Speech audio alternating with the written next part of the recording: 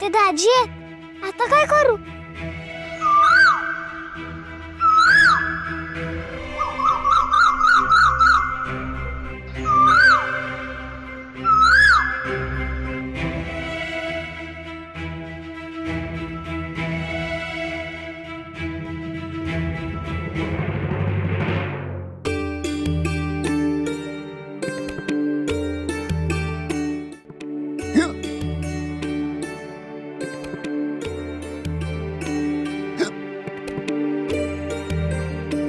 अगं, अहो, ही माझी सखी चिपरी माझ्यासाठी भाकर आणली आहे तिने. खूप गोड मुलगी आहे. हो अगं, पण ही अशी लाजतीये का की मला बघून घाबरली? हो, आठवतंय का तुम्ही एकदा तिला भेटला होतात? विसरलात? हो, पांडू आणि जिप्री दोघही भेटले होते. आठवा, जेव्हा आपण माहेरावरून येत होतो तेव्हा बिचारी पांडू निघाला होता म्हणून कासवीसून सांगत होती, तेव्हा तुम्ही मला खूप ओरडला. तो सकू, अगं काय बोलतोय हा तर म्हणतोय मी तुम्हाला ओळखतही नाही, मग का त्याच्या मागे इतका जीव टाकतेस? आपला वेळ वाया चाललाय. चल. हो, आठवतंय ना. अगं पण ही रात्रीची एकटीच कशी आली? काय ग, तुझे आई बाबा ओरडले नाही का?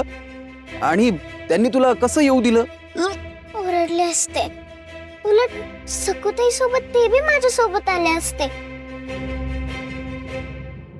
पर नाही येत ना. विठुरायाकडे गेले. चिपरे, अगं हे तर मला पण ठाऊक नव्हतं. माझी म्हणावी अशी एकच आहे, माझी सकुताई तुमच्या बरोबर असली तरी मला वाटतं ती माझ्यासोबत माझ्या झोपडीत रोज राहते. मी रोज ना 2 भाकरी बनवते, एक माझ्यासाठी आणि एक सकुताईसाठी. मग सकुताई मला हळूच येऊन सांगते कानात की मी आज नाही येणार आहे, तू माझी भाकर कावळ्याला दे. आज मी नाही येणार आहे, तू माझी भाकर मांजरीला घाल. मग मी तसंच करते. कमाल आहे, मनाने झिपरी सखूला आपल्या सोबत घेऊनच राहते. तेव्हा सकुताईवर लय भडकला होता तुम्ही, तेव्हा मला लय म्हणजे लय राग आला होता. क्षमा कर ग मला. तेव्हा माझी बायको किती गुणी, निरागस, प्रेमळ, कुणाला तरी प्रेरणा देणारी, मनाने आधार देणारी आहे हे मला माहित नव्हतं ना ग, म्हणून. मग आता पुन्हा तुम्ही सकुताईवर नाही रागवणार ना? कायम अशीच तिच्या बरोबर राहणार ना?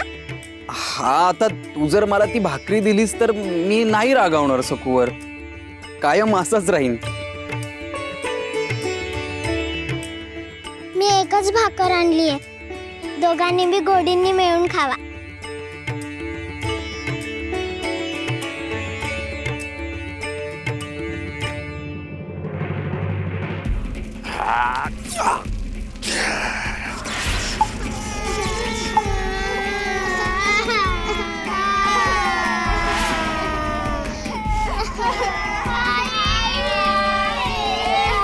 बाबाजी, हो लई त्रास देतात.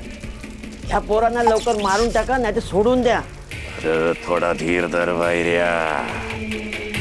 येत्या सूर्यग्रहणाला अष्टक वर्ग योग आहे, म्हणजे 8 ग्रह या सूर्याभोवती अशी एका रेषेत येणार आहेत. तेव्हा हे लाल पाणी आणखीन चमकायला लागल. याच वेळेला हे पाणी या पोरांवर शिंपडायचं आणि त्या समजांचा बळी द्यायचा. मग बघ तुझा या बाबाजीला काय अलौकिक सिद्धी प्राप्त होती ती. जग जिंकल रमी, जग जिंकाल. भैर्या, यासाठी अजून 2 पोरं पाहिजेत.